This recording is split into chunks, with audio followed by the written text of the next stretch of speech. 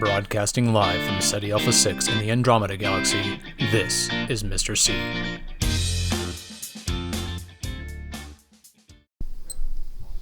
Well, 8th graders, happy Monday to you. Hope you had a good weekend. Did you look at any of the planets? Did you look at the full moon over the weekend? And if you look at it right when it comes up on the horizon, so it pops up right above the horizon, the air is really thick right through there. You're looking through a thick layer of air, a lot of particles in the thicker atmosphere right there, and it filters the light toward the orangish. It's sort of, or red, it sort of reddens up the color, and then as the moon rises higher and higher, it yellows up because there aren't as many particles anymore because the atmosphere is thinner. Does that make sense to you? You know, if you're looking, so the sun just pops up over the horizon, thicker air right there, thicker layer of atmosphere. I hope that makes sense to you. Anyway, I'm sure Mr. Gilbert has encouraged you already to get those 2 white sheets, to number one of those white sheets to 10. So you're doing that. You've got your textbook available. So you're going to use your textbook for homework. You've got a red pen. Red pen. What will that be for? A little bit of grading. So, and then name, date, period, upper right-hand corner of one of those white sheets. What's the other white sheet? A cover sheet. So down it goes. Not to worry much. So anyway, so hey, Mr. Gilbert's reporting that most of you are doing a nice job with your do nows. So keep that, I'm checking that off. So keep that going. Just, that's what I expect. Just do your do nows right away when you come in.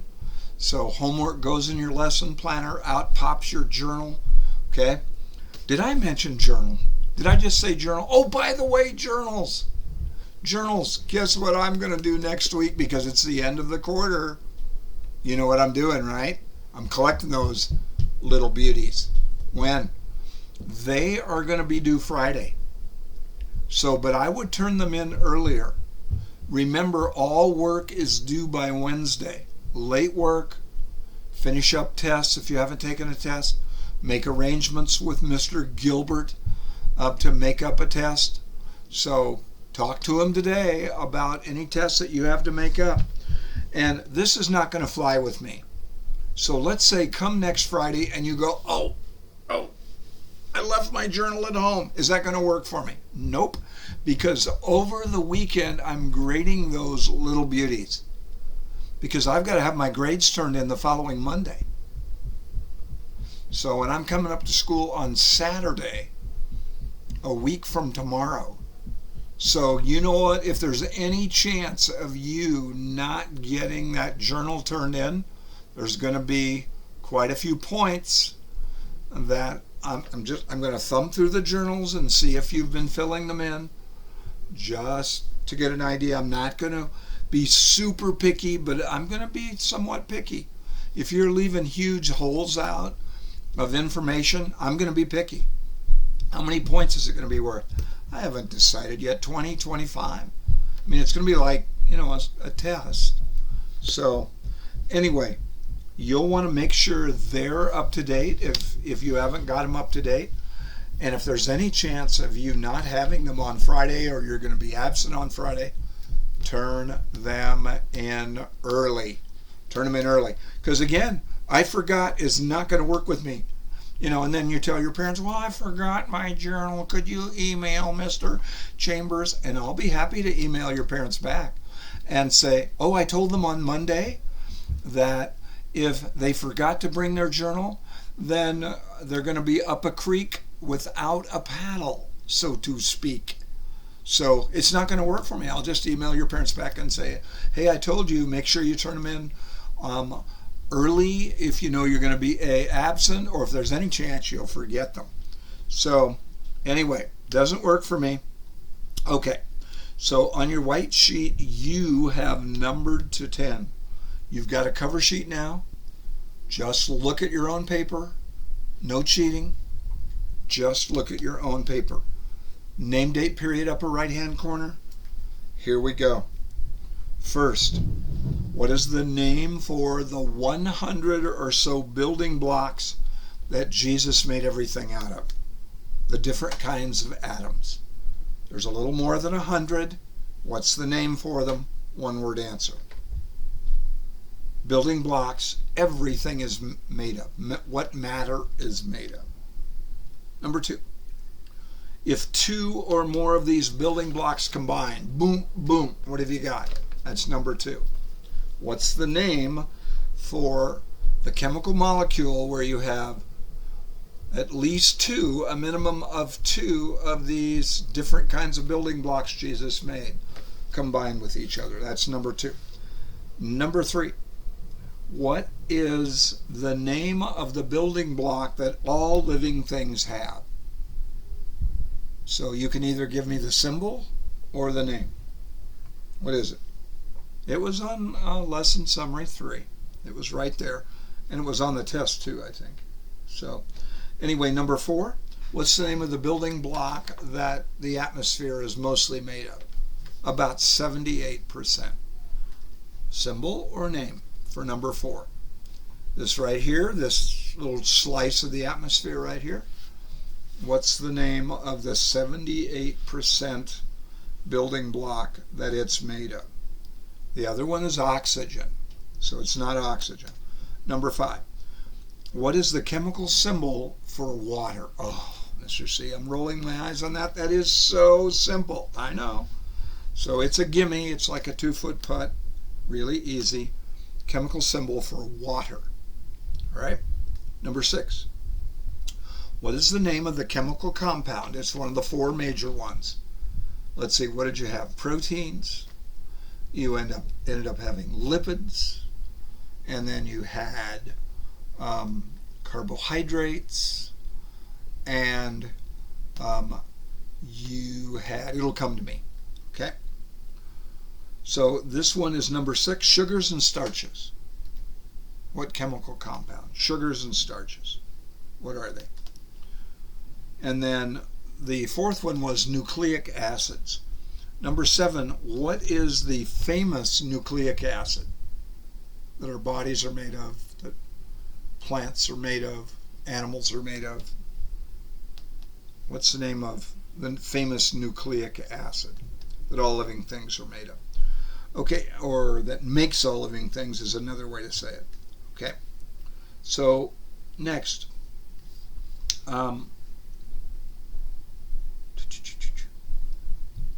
I'm looking to see, oh, here it is right here. What's the name of the chemical compound that stores energy? Stores energy. What is it called? Energy storage. Okay.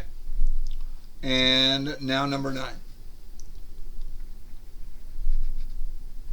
What's the name of the group of chemical compounds that makes up our tissues and our hair and our fingernails? Muscles. What is it? That is number 9. And finally, number 10. About 2/3 of every living thing is made of this chemical compound. What is it? Number 10. Okay, I'm going to stop it there for a minute. Little break. And if Mr. Gilbert wants to take a little time to go over one of those, he sure can. Okay, or at least clarify. I'll give you answers in a minute. Have your red pen ready.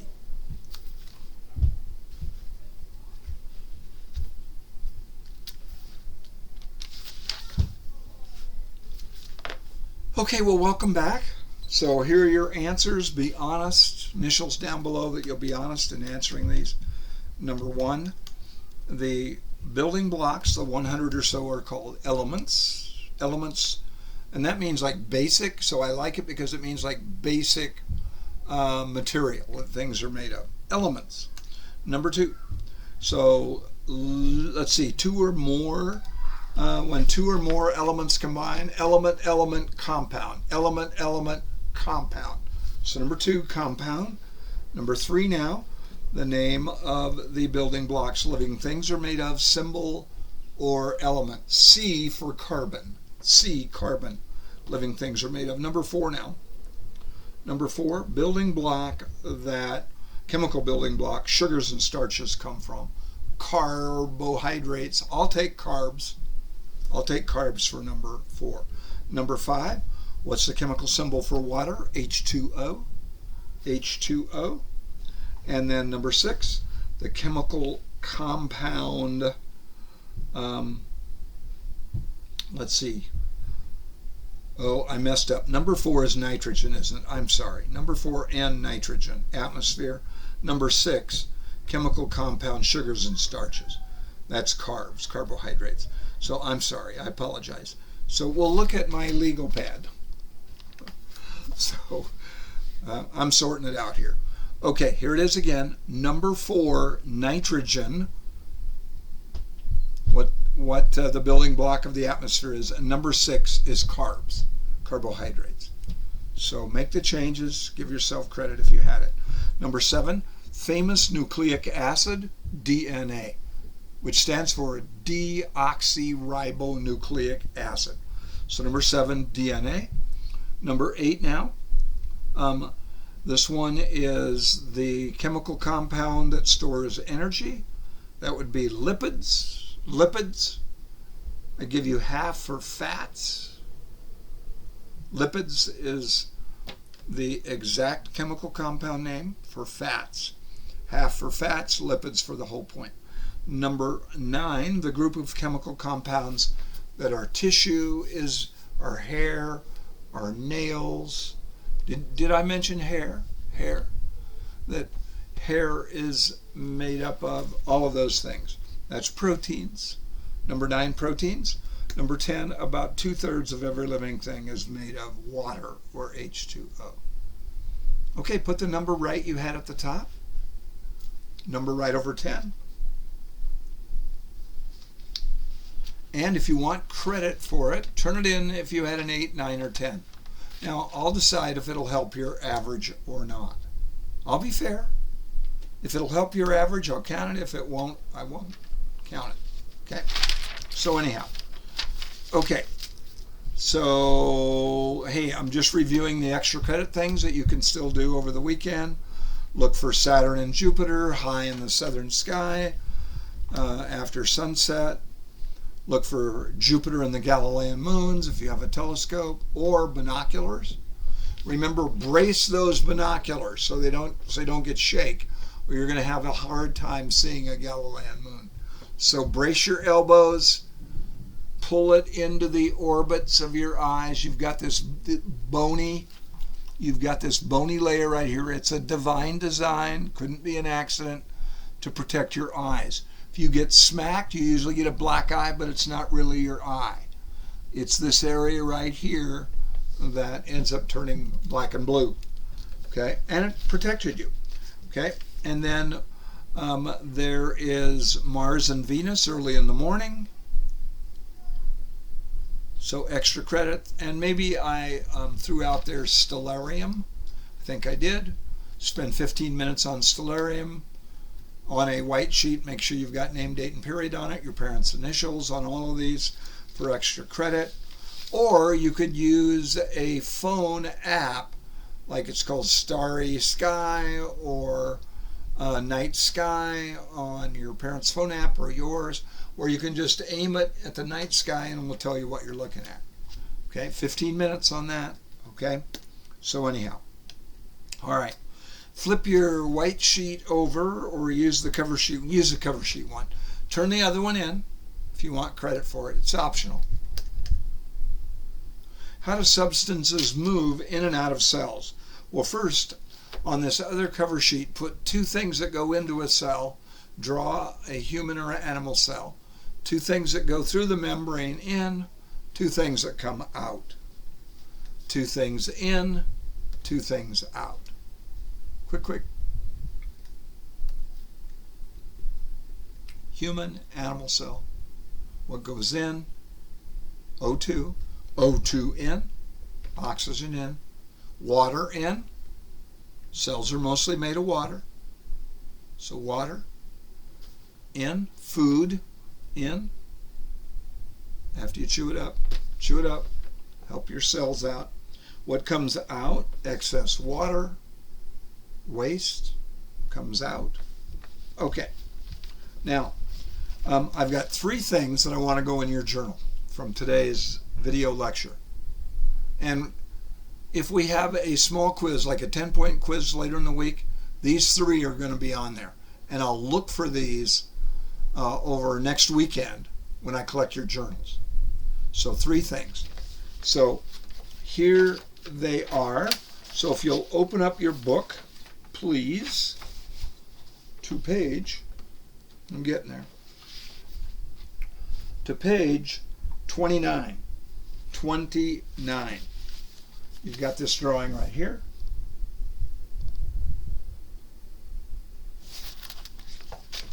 And look right up above the drawing. And do you see that diagram of like a gate guard stopping this car and the gates down? Your membranes do that as well. Your membranes are selectively permeable. There it is right there. See that? Selectively permeable. So you're writing that down. Selectively permeable. Use your book so you can spell it right.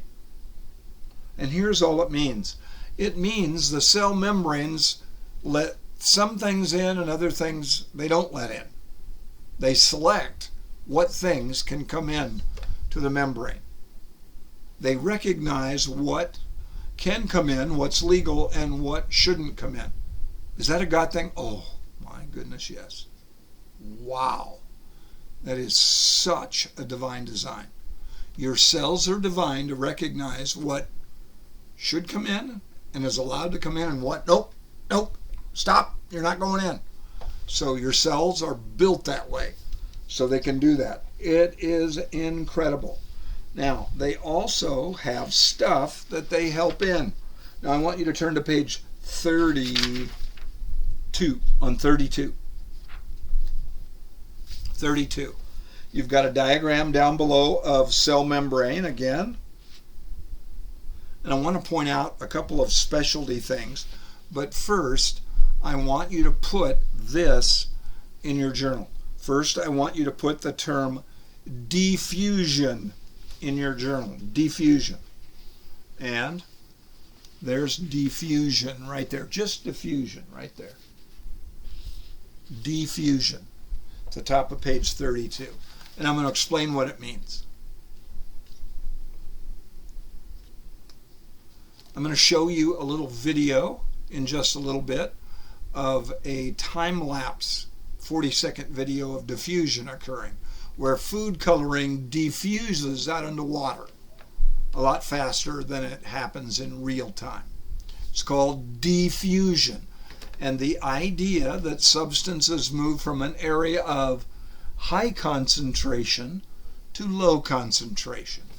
Diffusion. You're writing that in your journal right now. difffusion. It's where a substance moves from an area of high concentration to low concentration. It speds out. How do I say it? It speeds up and moves out, spreads out. Okay? Now, this is what's going on in your cells. Okay? Diffusion across the cell membrane. Now, this is so cool.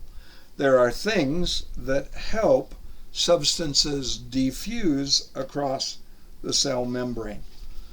For instance, do you see on this diagram right here, do you see the openings right here? And it says a protein channel. There's like an opening in proteins that are embedded in the cell membranes that let substances just go right through. So they kind of help them in a way. It's pretty cool. Diffusion. And then I want to show you some magic. Is it really? Not really. But kind of.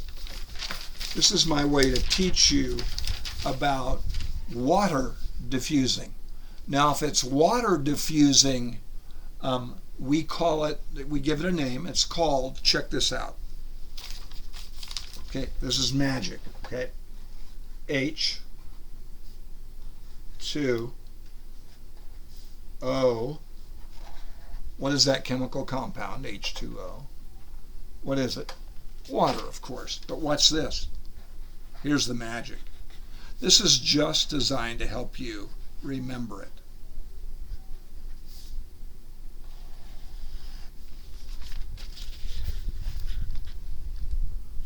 Do you see OSMOSIS? Osmosis. If water moves from an area of high concentration to low concentration, it's called osmosis. So that's going in your journal, right? So you've got selectively permeable. Some things are allowed to go, some things not. Across the cell membrane. How things get in and out of a cell is what this lesson is. Number 2, things diffuse across the cell membrane or through those protein channels, which I won't ask you about. Okay, diffusion, going from an area of high concentration to low concentration. And then if it's water that diffuses, it's called osmosis, or H2 osmosis. It's just a way to help you remember it. I hope you'll remember it that way. Make yourself a note, okay? So anyway, I wanted you to remember those things. Aren't cell membranes over the top complex? Wow, it's just amazing the way God has designed them. Now your homework really quick. Good timing. Want to explain your homework, and then you're going to get to work on your homework, and some of you will get to work on the microscopes. Same thing tomorrow at the period's end. Okay? Now your homework, you can see it up there on the board too.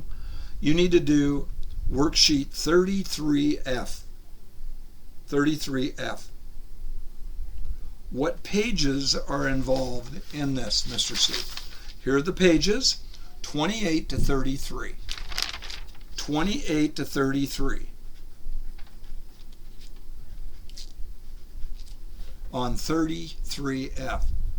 Oh no, it's one of those worksheets where you have true and false. Yep. Yep. Now, you want to get full credit? Yes, I do. Okay. Here's how you're going to get full credit on this. Okay? First, you know you've got to put the page numbers down. Now, on these pages, 28 to 33, you can scan them this time. You don't need to read them for detail. I'm not going to ask any more detail than those 3 terms: selectively permeable, diffusion, and the diffusion of water, which is osmosis. Those 3 terms. Okay. So anyway, scan it, scan 28 to 33, find the answers for 33F. Okay. If it's a true-false question, if it's a false question, what do you have to do? Well, it's not. You've got to make it true. So that underlined word isn't true. You've got to put on the lines that match the numbers a word or words that makes it true. So if you want full credit for those, otherwise you'll get half a point off. Okay? Now, you don't have to worry this time about sorting out the page numbers. I'll do that when I correct. Yay! Because that was so confusing last time. It might have been, sorry. Okay? I'll handle it this time. Okay? I'll take care of it. We will go over this worksheet tomorrow. We'll go over 33F. Now on the back side, look at there on the back side of 33F. I have lined paper, right? And on page 38, you've got a little article on the different kinds of microscopes, especially electron microscopes. So I want you to read and highlight that and give me 10 neat, complete bullet facts on the lined paper. Hey, you should welcome these. Are these last of the quarter point opportunities? Oh yeah, So you want to get a 10 out of 10 on this. So do a nice job with the page numbers, with the ones that are false, correcting them and making them true, and then with the 10 neat complete bullet facts from page 38. Now, in just a few seconds, I'm going to turn it over to Mr. Gilbert. He's going to let which group know they can go to the microscopes. Don't touch the microscopes. They're in focus. No need to touch them. Go to a scope you haven't gone to. Make a drawing in the microscope page in your journal. Make a drawing of it and label it. Now, it doesn't have to be a piece of artwork. You're only going to get about 5 or 6 minutes to work on this. So get her done quick. Look at it. Remember, you know when you're the right distance, when your eyelashes are touching the eyepiece. Slowly move your eyelashes in on the eyepiece. Okay? So there you have it. Mr. Gilbert, thank you for taking over for this last part of class. Be really cooperative. Hey, what will happen is if you're not cooperative, then no microscope work, you don't get up. Hey, I want to give you a chance to get up and to learn some cool things looking through a microscope. So be cooperative. All right? So see you on Tuesday. Adios.